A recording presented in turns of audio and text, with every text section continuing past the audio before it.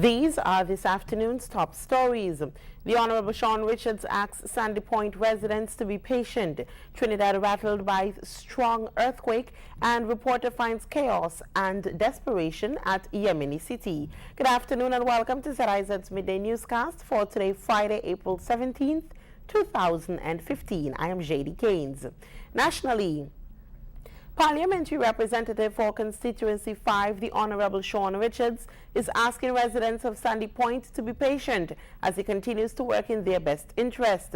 Speaking at a town hall meeting this week, Minister Richards said while he has been able to assist some of his constituents, it is impossible to assist everyone at once. Let me say at this particular time that some things are easier to accomplish than other things.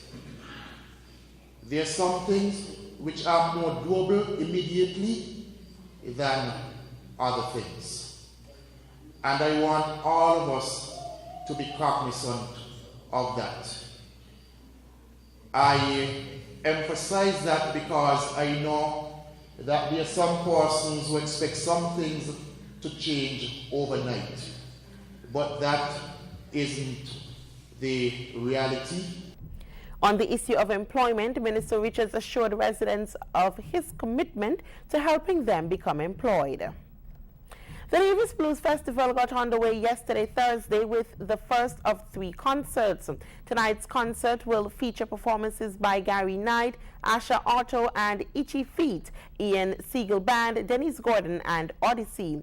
This comes after a successful show last night with performances by Cultural Expression, Greenhouse, Ian Siegel Band, Zach Harmon, and the New Vibes Band. The inaugural Levis Blues Festival is being held at Orly Beach, with concerts commencing at 7 nightly.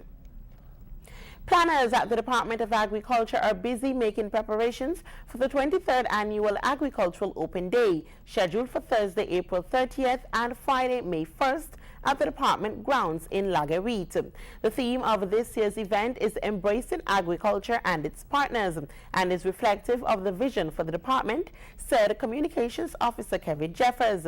The annual Open Day focuses on promoting the work of farmers and other agricultural sector stakeholders and provides an opportunity for the public to interact and become more familiar with the role agriculture plays in the economy. According to Mr. Jeffers, this year's event will have a variety of engaging and interactive displays, highlighting advances in farming techniques ranging from backyard gardening to commercial food production. An educational corner will also be available to provide information for persons seeking careers in agriculture. Agricultural partners such as Caribbean Agricultural Research and Development Institute, CARDI, the Inter-American Institute on Cooperation on Agriculture, IICA, Ross University, and the Republic of China on Taiwan Agricultural Mission will also be on hand to highlight activities in their respective areas. For the younger visitors, the animal petting farm and other fun activities will be available. An expanded food court is added this year to promote eating local. According to Mr. Jeffers, the food court will be stocked with local popular delicacies such as goat water, mutton, local pork, and tree mutton. Local drinks and snacks will also be available for purchase. Visitors are encouraged to support the farmers market during the 2-day event. According to Mr. Jeffers, vending booths will be stocked with produce, plants, and agro-processing products and a range of other agricultural items. Partners from the retail community will also be on site to showcase their products for the farmers' benefit. Regionally, an earthquake with a magnitude of 5.4 rocked Trinidad and Tobago on Wednesday night, but there were no immediate reports of damages or injuries. The United States Geological Survey said the quake was also felt in Venezuela and as far north as St. George's in Grenada. It was focused at an epicenter around 34 kilometers northeast of Irapa in Venezuela and about 105 kilometers west-northwest of Port of Spain in Trinidad. The quake, which struck at around 10:24 local time, was felt across Trinidad and Tobago, with light to moderate shaking the norm. Many people took to the social networks to report on the tremor, but disaster officials said there were no immediate reports of damages to infrastructure or injuries. Much of the Caribbean region is located in a seismically active zone. Sexual misconduct claims have surfaced at the Bahamas Agricultural and Industrial Corporation. On Wednesday, staff there staged a protest, prompting an investigation into two separate claims. Here's more in this report from ZNS Network News. The Bahamas Agricultural and Industrial Corporation dealing with claims of sexual misconduct. Bahamas Public Services Union President John Pinder was at the corporation's headquarters Wednesday afternoon, where some employees are accusing a pair of managers of sexual misconduct. Pinder told our news team that he met with BAIC General Manager Troy Sampson concerning these allegations, which have resulted in one manager being placed on leave while an investigation takes place. Our information is that as a result of some allegations levied against him and some entries made in the securities diary, that certainly he was placed on administrative leave pending the outcome of an investigation. The staff were kind of riled up and upset because they heard that he was coming back. In a separate incident, a junior male employee has filed an official complaint with the union alleging that he was sexually assaulted by a senior male employee. The second complaint of two males, a male senior staff member actually sexually harassing another male member. Pinder says he received the official complaint from a junior male employee Wednesday morning, and if warranted, the matter could be handed over to the police. ZNS News understands that officials from BAIC are working closely with the BPSU to ensure that the investigation is conducted openly and fairly to all parties concerned, and a resolution may come in a matter of days. ZNS News will continue to follow the story. Internationally, CNN's Nima Al-Bagir has an exclusive at the human toll of fighting and airstrikes inside the coastal city of Aden, Yemen. These are the shores of Aden. Aden has seen some of the fiercest fighting since the conflict in Yemen began.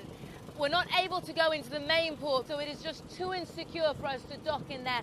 We're going into the side port of Al-Tawahi, and that's where our ship is now turning into. But even here, the fighting between Houthi rebels and Yemeni government supporters is never very far away. Our boat can't dock directly at port, so we climb into smaller boats for the journey to shore. Aden is Yemen's second largest city. 3 weeks into the fighting here, and we arrive in a town awash with sewage and watchful checkpoints.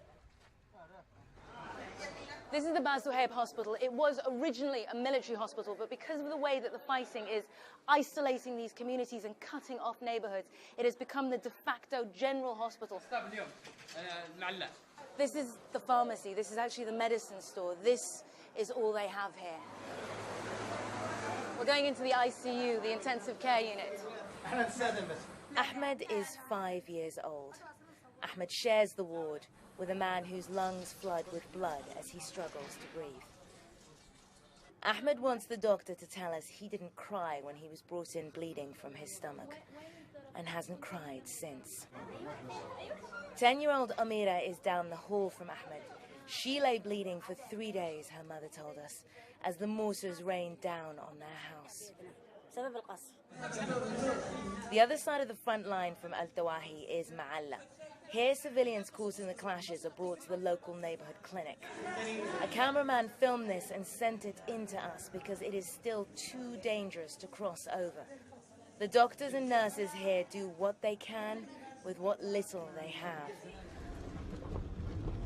Aden feels desolate and abandoned, hollowed out by the fighting. The fear of snipers hangs heavy over the empty streets. Around the window of the neighborhood bakery is the only crowd we've seen today. People queue every day, all day. There is a queue outside this bakery and all the others like it in Aden, 24 hours a day. Inside the bakery, we soon see why. Hamid Saeed is the owner of this bakery and he wanted to show us that this is it. This is all the flour that they have left. And when that's gone, there is no more. Over the sound of the Houthi forces' mortars, he tells us, we didn't want this war, but we will defend ourselves. The airstrikes are starting early today. We have to leave before it gets dark. With nightfall in Aden come the bullets, the mortars, and the bombs. Naam al-Baghir, CNN, Aden, Yemen. Dog flu is spreading in several Midwestern states. Dog daycare centers and veterinary offices are taking precautions. Here's that story. Frolicking dogs in Milwaukee. And while they don't seem concerned, owners are. Yeah, it worried me big time. The worry is an epidemic of dog flu that's spreading in the Midwest. Yeah, it's very worrying because you invest a lot of your care and loving into the dog and training and so on, and you certainly don't want him to get a disease that will ultimately end up costing you a whole bunch of money. The sickness started in doggy daycare centers, but picked up steam over spring break when more folks put their pets in kennels. Experts say it could pop up in other U.S. cities. Here's what to look out for. Coughing, nasal discharge, increased effort or respiratory rate are all grounds to be picking up the phone and calling your veterinarian to get some more information about whether or not they should be seen for an exam. Daycare centers catering to dogs have been gaining in popularity as a place to put your pet while away at work. They're now taking precautions. We ask that they not come back 14 days after they've been to any dog park, any other daycare, or any other boarding facility, basically anywhere where their dog in a social environment. The University of Wisconsin-Madison's School of Veterinary Medicine says the virus has made more than 1,000 dogs sick in Illinois, Wisconsin, Ohio, and Indiana. Sandy Kozel, The Associated Press. And now to take a look at the weather. Today's temperature will reach a high of 25 degrees Celsius or 77 degrees Fahrenheit. Winds are east-southeast at 14 to 21 miles per hour. Seas are moderate to locally rough with swells of 1.5 to 1.8 meters or 5 to 6 feet. Small craft operators and sea bathers should exercise caution. In our weather summary, there will be partly sunny skies today with some brief passing morning showers. Well, we had some brief passing morning showers, becoming fair to partly cloudy in general tonight with a light passing shower overnight. Sunset today will be at 6:27 and the sunrise tomorrow will be at 5:54 a.m. The weather presentation brings us to the end of ZIZ's Midday Newscast for today, Friday. I have been your presenter, JD Keynes. Thanks for watching. Thanks for tuning in, rather. Have a wonderful day.